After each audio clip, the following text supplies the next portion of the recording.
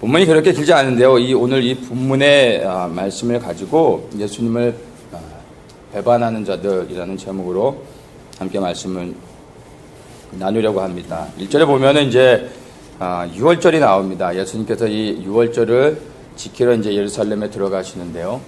이 6월절이 예수님에게 있어서는 마지막으로 드려지는, 지키게 되는, 정확히 얘기해서는 이 6월절을 성취하시게 되는 그러한 아주 중요한 시기가 됩니다.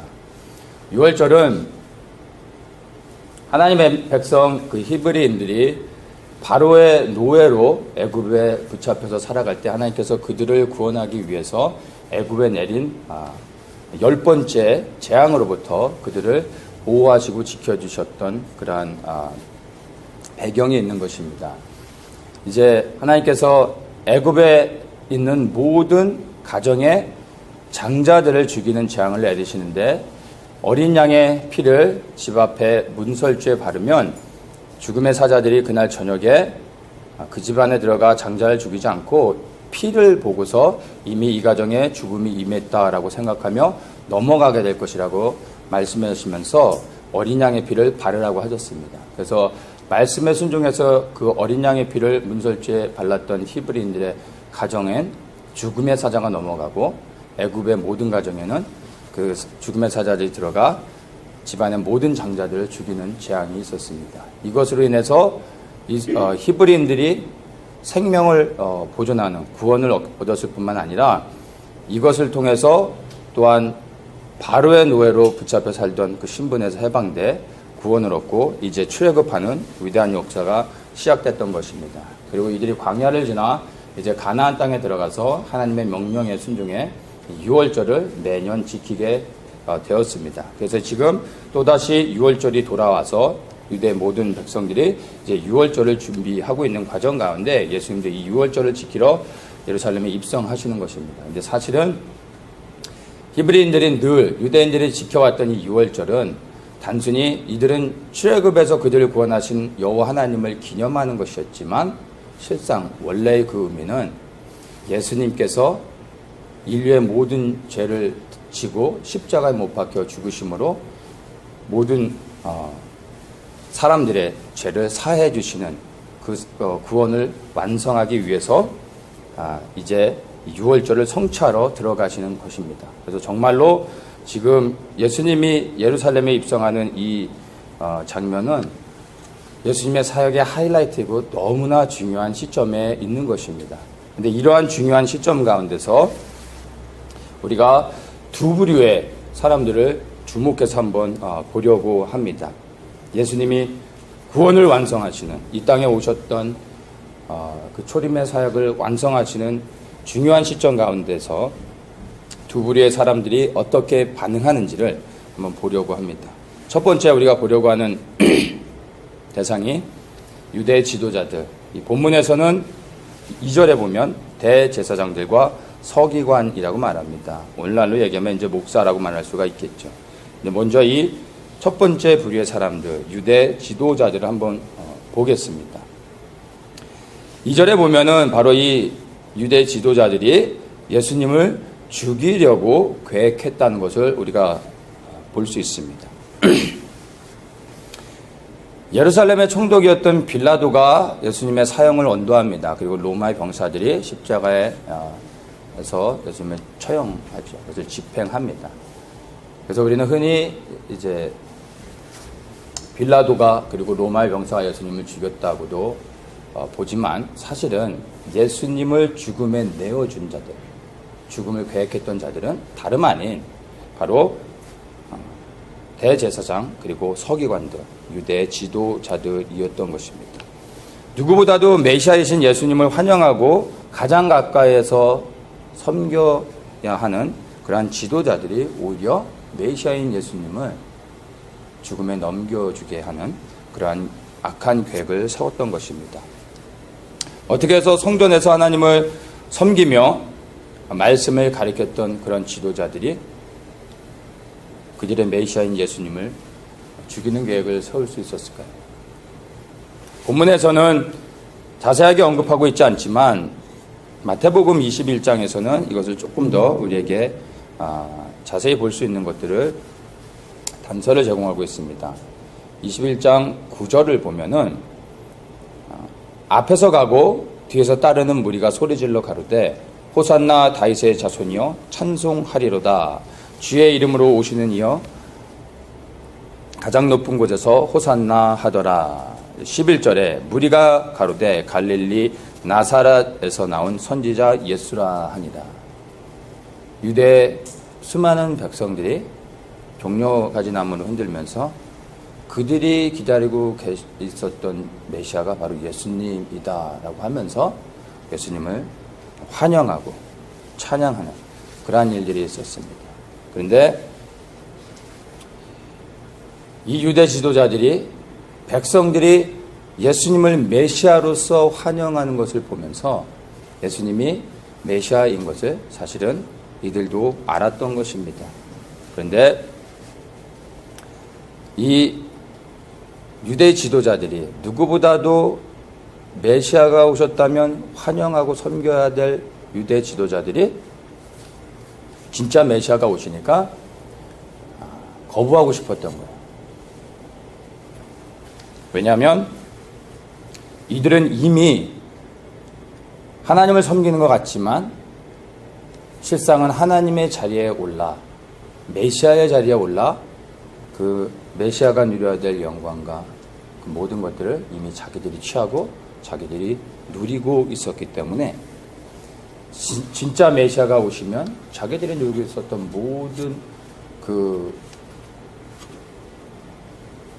부유함들 그리고 그들의 권세들 이 모든 것들을 다 이제 기득권을 뺏기게 될 거라는 그러한 두려움 때문에 진짜 메시아가 오셨을 때는 그것을 거부하고 싶었던 것입니다. 하나님이 주신 권세와 능력 그리고 지위 또한 재물 하나님으로부터 공급되어질 수 있는 이 모든 것들이 그들은 너무 좋았던 것들을 내려놓고 싶지 않았던 것입니다. 그래서 진짜 메시아가 왔을 때 환영하고 그리고 그 메시아를 찬양하는 것이 아니라 거부하고 싶었던 것입니다. 그래서 자기들의 유익을 위해서 예수님을 죽이고 하나님을 대적하는 자리로 갈 수밖에 없었던 것입니다. 그런데 안타깝게 이 지도자들의 범죄는요 거기서 끝나지 않고 자기들의 죄에서만 끝나는 것이 아니라 그들을 따르는 수많은 백성들이 바로 하나님 앞에서 범죄하도록 만드는 그러한 죄를 이들이 또 저지르게 됩니다.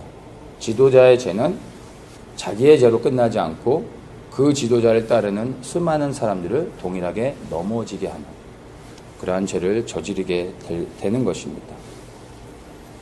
교회 안에서도 하나님을 대적하는 사람들이 많이 있습니다. 우리 교회 안에서도 그러한 일이 있을 수가 있는 것입니다. 좌우를 돌아보시면서 이 사람인가 저 사람인가 이렇게 찾으려고 하지 마십시오. 좌우에 있지 않습니다. 여러분의 앞에 있습니다. 여러분 앞에 누가 보입니까? 이 말의 대상은요 성도가 아니라 오늘날에 얘기하면 목사입니다. 교회 안에 하나님을 대적하는 것은 바로 하나님이 기름 부어 세우신 주의 종들이 바로 하나님을 대적하는 것입니다. 이것이 오늘 본문에서 첫 번째 우리에게 말해주고 있는 것입니다. 안타깝게 오늘날 교회 안에 소경이 소경을 인도하는 일들이 일어나고 있습니다.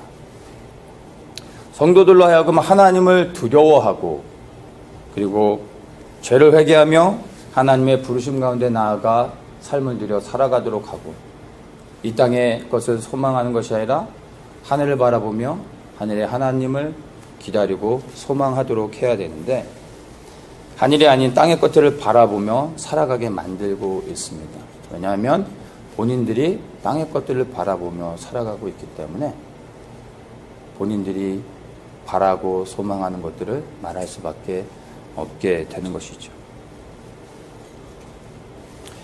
만약에 여러분의 목사가 예수 그리스도와 하나님 나라의 복음을 선포하지 않는다면 여러분들은 떠나셔야 됩니다.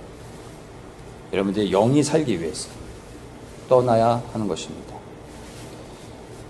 잘못된 것도 계속 듣다 보면요, 들을만 해집니다.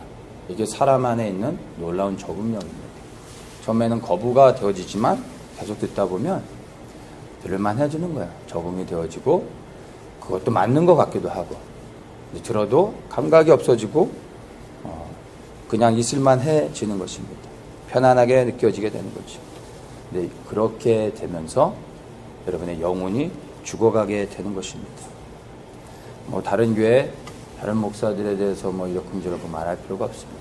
여러분의 교회, 여러분의 목사를 보면 되는 것입니다. 저희 설교가 어느 순간부터 혹시 듣기 편안해지고 재밌고 웃기고 여러분의 귀를 즐겁게 하고 있다면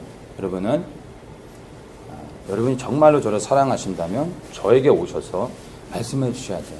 정신 똑바로 차리라. 정말 사랑하신다면 그렇게 말할 수 있어야 되는 것입니다. 그렇게 목사를 권면했는데도 불구하고 변화가 없다면 여러분이 살기 위해서 떠나셔야 됩니다. 그것이 여러분의 영혼을 보호하고 지키는 것입니다. 제가 이제 교회를 개척할 때 여러 가지를 이제 하나님께 그 마음을 정하고 이제 개척을 시작했는데, 그 중에 하나가 뭐냐면 교회를 개척하면 나는 사람을 섬기는 목회를 하지 말고 하나님을 섬기는 목회를 해야 되겠다라고 마음의 결정을 했습니다. 다음 달이면 이제 개척한 지 이제 2년이 되는데, 아시는 것처럼 1년 반 정도 등록한 성도 없이 저희 가정에서 아내와 함께 예배를 드려왔었습니다. 그 시간 동안을 성도 없이 예배를 드릴 수 있었던 몇 가지 이유 가운데 하나가 바로 사람이 아닌 하나님을 섬기는 목회를 하기로 결정했기 때문입니다. 만약 제가 사람을 섬기는 목회를 계획했다면 성도가 없으면 목회를 할 수가 없는 거죠. 그러나 하나님을 섬기는 목회로 마음을 정했기 때문에 성도가 없어도 하나님을 섬기는 데는 전혀 문제가 없었습니다.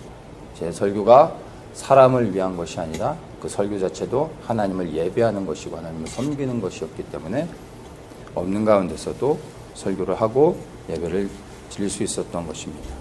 그렇게 하나님을 섬길 때 하나님께서 이제 저에게 은혜를 주시고 성도님들을 보내주시며 지금은 이렇게 함께 예배를 드리고 있습니다.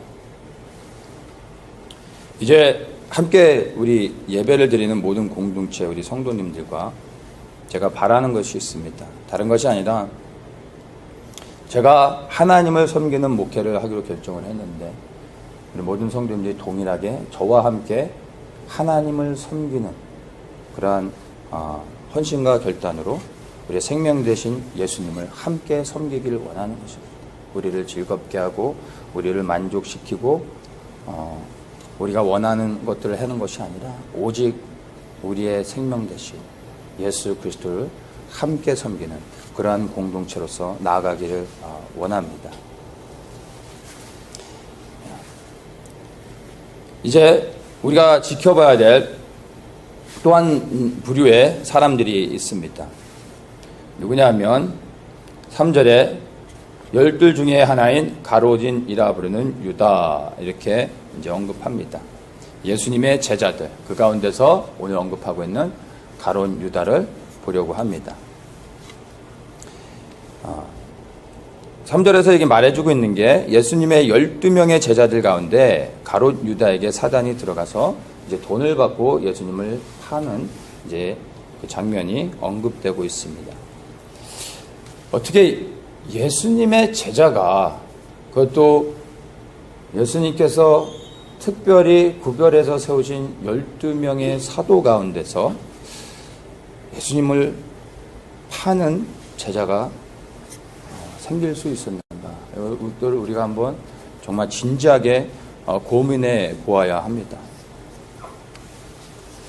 본문에서 언급하진 않지만 이제 마태복음 26장 14절부터 보면요, 가룟 유다가 어떻게 해서 예수님을 팔게 되었는지에 대한 언급들을 해줍니다.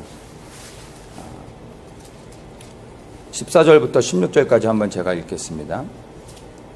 그때 12 중에 하나인 가룟 유다라 하는 자가 대제사장들에게 가서 말하되 내가 예수를 너희에게 넘겨주리니 얼마나 주려느냐 하니 그들이 은 30을 달아주거늘 저가 그때부터 예수를 넘겨줄 기회를 찾더라. 무엇 때문에 스승이신 예수님을 팔아요? 은 30. 바로 돈 때문에 예수님을 파는 거예요. 돈 때문에. 디모데전서 6장 10절에 이렇게 말합니다. 돈을 사랑함이 일만하게 뿌리가 되나니 이것을 사모한 자들이 미혹을 받아 믿음에서 떠나 많은 근심으로써 자기를 찔렀도다. 돈을 사랑함이 일만하게 뿌리가 된다라고 성경은 말해주고 있습니다. 돈을 사랑하는 것이 모든 악의 근원이 되는 이유는요, 결국에는 이 돈을 사랑하게 되면 끝은 뭐예요? 예수님을 배반하고 부인하고 팔아버리게 된다는 것입니다. 그래서 돈을 사랑하는 것이 모든 악의 근원이 되는 것입니다. 돈은 다스려야 될 대상이지 섬기고 쫓아가고 사랑해야 될 대상이 결코 아닙니다. 우리가 사랑해야 될 유일한 대상은요, 예수 그리스도이신 것입니다. 예수님만을, 예수님 도가 아니라 예수님만을 사랑하셔야 돼요. 예수님을 사랑하기 위해서요, 여러분의 생명을 걸어야 되는 것입니다. 생명을 걸고 예수님을 사랑하지 않으면 사랑할 수 없습니다. 무슨 예수님을 사랑하는데 생명을 겁니까? 너무 지나친 거 아닙니까? 뭐 적당히 사랑하면 되지 무슨 목숨 걸고까지 예수님을 사랑해야 됩니까? 라고 물을 수도 있겠죠. 근데 그렇지 않습니다. 왜냐하면 예수님을 사랑하지 않는 모든 사람들이 돈을 사랑하게 되기 때문입니다. 예수님만을 사랑하지 않으면 돈이 아니다 할지라도 그 다른 무언가를 사랑하게 돼 있어요. 그러면 그 무언가, 예수님이 아닌 다른 무언가를 사랑하는 것 때문에 결국에는 예수님을 버려버리게 되고 예수님을 떠나고 예수님을 부인하고 예수님을 팔아버리게 되는 것입니다. 그래서 예수님만을 생명 걸고 사랑하는 것이 믿음을 지키며 예수님을 떠나지 않고 예수님을 섬길 수 있는 단 하나의 유일한 비결이 되는 것입니다. 우리가 가장 사랑해야 될 대상은요, 자우의 남편과 아내 아닙니다. 그러면 우리의 자녀들 더욱더 아닙니다. 저는 우리 두 딸들에게 가끔 분명하게 얘기해 줍니다. 부모로서 자녀들 사랑하는 건 말할 필요가 없겠죠. 제가 아이들에게 내가 아빠가 너희를 정말 사랑한다라고 말해줘요. 그리고 분명하게 그 다음에 한 가지를 더 얘기합니다. 근데 나는, 아빠는 너희들도 사랑하지만 너희보다 예수님이 더 좋다. 예수님을 더 사랑한다. 너희들도 아빠 사랑하지? 그러나 내가 예수님을 더 사랑하는 것처럼 나도 너희가 아빠보다 예수님을 더 사랑하기를 원한다. 그래서 아빠와 함께 우리 함께 예수님을 더 사랑하자. 아이들에게 분명하게 말해줍니다. 우리가 누구를 정말 사랑해야 되는지. 이것이 아이들에게 상처가 되지 않습니다. 그냥 아이들에게 교육시켜줘야 돼요. 정말 우리가 누구를 사랑해야 되는지. 우리는요, 하나님께 사랑받고 있는 건 사실이지만 사실 우리는 사랑받을 대상이 아니고요, 하나님을 사랑해야 될 피조물, 그런 존재들인 것입니다. 우리가 끊임없이 누군가로부터 사랑을 공급받으려고 하는 것 안에 우리 안에 죄악들이 있는 것입니다. 내가 인정받길 원하고 내가 드러나길 원하고 그리고 내가 왕이 되고자 하는 것들이 사랑을 받고자 하는 것 안에 사단이 틈타고 있는 그러한 거짓된 미혹들인 것입니다. 우리는 사랑받을 대상이 아니라 하나님만을, 예수 그리스도만을 사랑해야 될 그러한 존재입니다. 가룟 유다가 처음부터 이제 예수님을 팔려고 계획하지는 않았습니다. 지금의 이 과정들을 보면 이제 3년을 넘는 시간 동안 예수님과 함께 동행해 왔고 이제 예수님의 마지막 사역이 남아있는 그러한 사역의 마무리가 되는 시간까지 온 것입니다. 그래서 가룟 유다가 3년 동안을 계획해가지고 예수님을 파는 것이 아니라 충성스럽게 잘 섬겨왔는데 이 마지막 순간에 예수님을 팔고자 계획을 하게 됐던 것입니다. 자, 이것을 어떻게 알 수 있냐면요. 가룟 유다가 예수님의 돈을 맡은 재정부장이었습니다. 쉽게 얘기하면. 재정부장이라 하면 주님께서 신뢰하는 사람이었다라는 것을 보여주는 것이죠. 여러분에게 엄청나게 많은 이제 재정이 있어요. 그러면 그 재정을 여러분 누구에게 맡기시겠습니까? 제가 한번 문제를 한번 낼 테니까 맞춰보세요. 문제 굉장히 어렵습니다. 네, 이거 맞추시면 다음 주 우리 수련회 가서 제가 아이스 커피를 사드리겠습니다. 재정을 누구에게 맡길 것인가? 첫 번째, 여러분이 미워하는 사람. 두 번째, 여러분과 다투는 사람. 세 번째, 여러분 잘 모르는 사람. 네 번째, 여러분이 신뢰하는 사람. 답을 아시겠습니까? 역시 수준이 있으셔서 답을 다 아시는군요. 커피를 사드리겠습니다. 자, 주님께서 가룟 유다를요 신뢰하셨어요. 그 누구보다도 가룟 유다를 신뢰했기 때문에 그 사역에 들어오는 재정들을 가룟 유다에게 맡길 수 있었던 것입니다. 그 말은 가룟 유다가 주님의 신뢰를 받았다는 것을 다르게 말하면은 가룟 유다가 또한 충성스럽게 예수님을 섬기며 헌신했다라는 것으로 또 우리가 이해할 수 있습니다. 예수님을 정말 가까이서 따르며 충성스럽게 헌신했기 때문에 예수님의 신뢰를 받을 수 있었겠죠. 네, 바로 가룟 유다가 그러한 사람이었던 것입니다. 그래서 주님께서 12명의 제자를 택하실 때 성경에 보면 한 사람 한 사람을 예수님께서 기도하는 가운데서 구별해내서 불러내셔서 세우시는 것을 우리가 알 수 있습니다. 가룟 유다도 그렇게 예수님이 기도하시면서 택함을 받은 자였던 것입니다. 지나가다가 그냥 너 이리 와봐, 너 힘 좀 세게 생겼는데 내 제자 해라 이렇게 해서 그냥 지나가다가 그냥 생각 없이 뽑은 게 아니라 기도하시며 한 사람 한 사람들을 놓고 주님께서 하나님께 여쭤보며 그렇게 선택했던 사람들이 12명의 제자였던 것입니다. 그래서 가룟 유다도 처음에 예수님으로부터 부름을 받았을 때는 정말로 헌신된 그리스도의 충성된 일꾼이었다는 것을 우리가 의심할 여지가 없습니다. 그런데 지금 우리가 보고 있는 모습은 무엇입니까? 주님을 사랑하고 헌신하여 섬겼던 가룟 유다가 주님을 그렇게 사랑하고 섬겼던 예수님의 제자 유다가 돈 몇 푼에 그의 스승을 지금 팔아버리고 있는 것입니다. 왜 그가 갑자기 마음이 바뀌어서 그의 스승이신 예수님을, 그가 사랑했던 예수님을 팔게 됐을까요? 요한복음 13장 2절에서 이렇게 말합니다.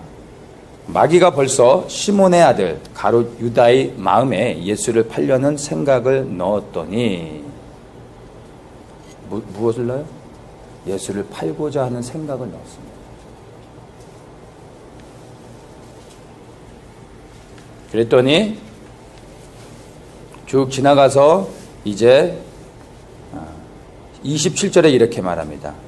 조각을 받은 후 곧 사단이 그 속에 들어간지라. 이에 예수께서 유다에게 이르시되 내 하는 일을 속히 하라 하시니. 그리고 유다가 나가 이제 예수님을 파는 계획들을 세우게 됩니다. 자, 여기서 보면요, 우리가 발견해야 될 중요한 원리가 있어요. 예수님을 팔려고 하는 생각을 누가 넣었습니까? 사단이 넣었습니다. 그 생각이 가롯 유다로부터 비롯된 게 아니라는 것이에요. 예수님을 팔고자 하는 생각은 사단이 넣은 것입니다. 그런데 그 생각을 받아들인 것은 누구예요? 가롯 유다인 것입니다. 그러니까 가롯 유다 스스로가 예수님을 팔고자 마음에 결정을 하고 그 스스로 행동했던 것이 아니라 사단이 그 생각을 넣어줬던 것입니다. 그리고 그 가롯 유다가 그것을 그냥 거부하지 못하고 받아들이게 된 것을 우리가 볼 수 있습니다.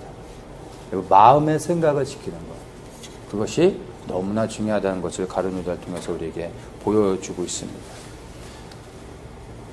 머리 위로 새들이 날아가면 우리가 뭐 어떻게 할 방법이 없어요. 쫓을 수가 없죠. 그냥 냅둬야 되는 것입니다. 그런데 그 새가 우리 머리 위에 앉으면 우리는 가만히 있으면 안 되죠. 그 새를 쫓아야 되죠. 그러나 우리 머리 위에 날아다니는 새들은 우리가 뭐 어떻게 컨트롤할 수가 없는 것입니다. 그러나 그 새가 우리의 머리에 앉으려고 하는 순간 우리는 그것을 거부하고 쫓아내야 되는 것입니다. 생각의 영역은 우리가 통제할 수 없습니다. 실제는 영의 영역입니다. 영의 영역에서 사단이 생각을 통해서 우리를 공격하는 것입니다. 근데 그 생각으로 우리에게 들어오는 사단의 공격들 자체를 우리는 거부할 수는 없어요. 막을 수는 없어요. 그 생각들이 들어오는 것을 우리가 통제할 수는 없습니다. 그래서 사단은 수도 없이 끊임없이 우리에게 수많은 생각들, 악한 생각들을 우리에게 넣어줍니다. 음란함들, 거짓 속이는 것, 분열케 하는 것, 미워하게 만드는 것, 싸우게 만드는 수많은 악한 속임들, 미움과 원망, 불평, 이 모든 것들이 다 우리 안에서 나온 것이 아니요 바깥에서 사단이 우리에게 넣어주는 생각들입니다.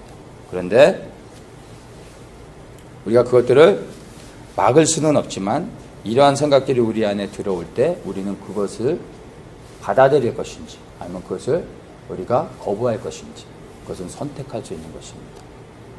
네, 가룟 유다는 그것을 거부하지 못하고 그것을 받아들이게 된 것입니다.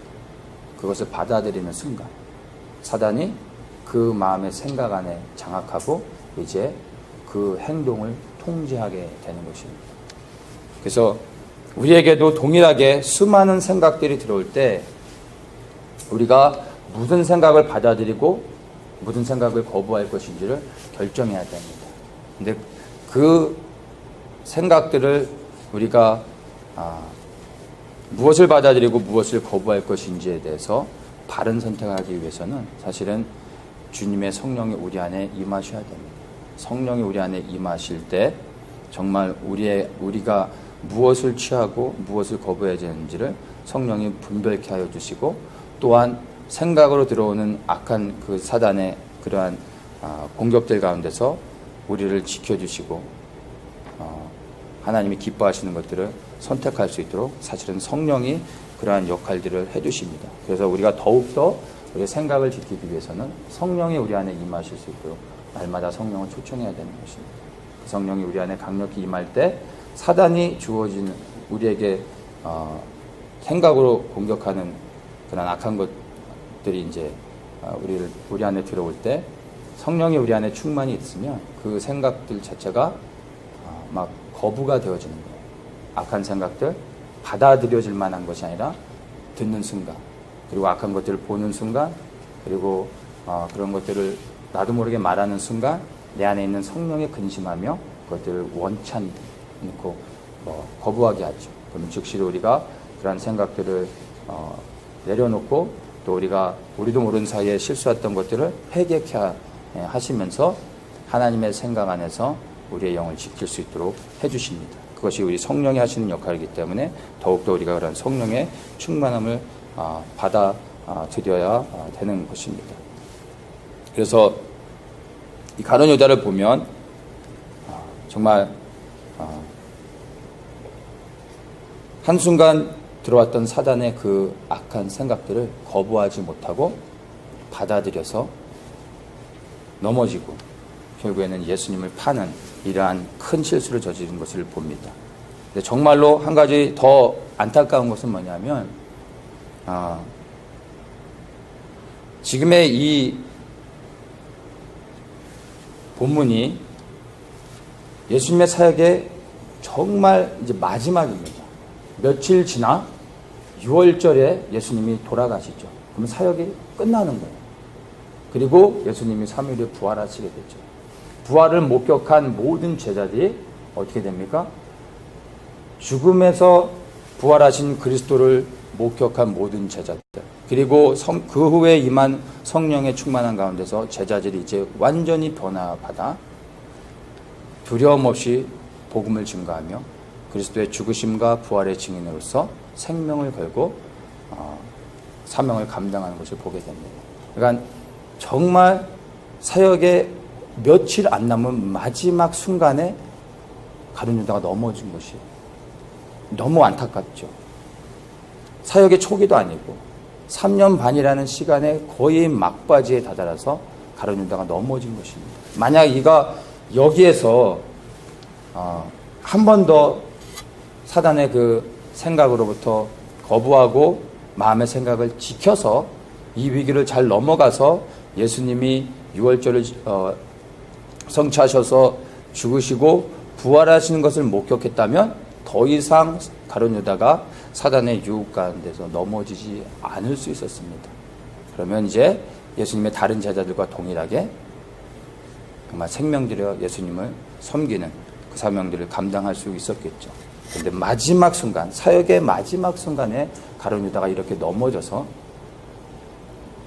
예수님을 배반하고 정말 비참한 최후를 맞이하게 되는 것을 봅니다. 지금 우리가 살아가고 있는 시대는요, 이 가룟 유다가 우리에게 보여주는 것과 동일합니다. 예수님의 초림의 사역을 완성하는 시기였다면 지금 우리가 살아가고 있는 이 시대는 예수님의 재림이 완성되어지고 있는 시대입니다. 언제 오실지는 알 수 없지만 이제 곧 예수님이 영광의 왕으로 통치자로서 이 땅 가운데 임하실 것을 우리는 압니다. 그리고 정말로 그 시대가 가까이 오고 있습니다. 이제 얼마 안 남은 주님의 이 재림을 우리가 소망하는 가운데서 우리가 믿음을 지키며 오늘 이 시간까지 주님을 섬기며 살아왔습니다. 근데 만약 이 안타까운 가룟 유다의 인생과 같이 예수님의 재림을 눈앞에 둔 이 상황 가운데서 우리가 사단이 끊임없이 우리에게 던져주는 그 악한 생각들 가운데 우리의 마음을 지키지 못해 어느 순간 우리도 모르게 마음을 내어주고 무너져서 사단에게 넘어져 버려 예수님을 배반하게 된다면 예수님의 재림이 이제 곧 있을 것인데 그 재림을 눈앞에 두고 우리가 넘어져 예수님을 부인하고 배반하고 우리 또한 예수님의 사랑에서 끊겨져 영원한 불못에 들어가 살아갈 수 있다는 것입니다. 그것이 우리가 정말 이 가룟 유다를 통해서 두려운 마음으로 우리가 지켜보아야 하는 것입니다. 가룟 유다가 이러한 유혹을 받아 넘어졌다면 우리는요, 가룟 유다와 동일하게 이러한 실수를 저지를 수 있는 것입니다.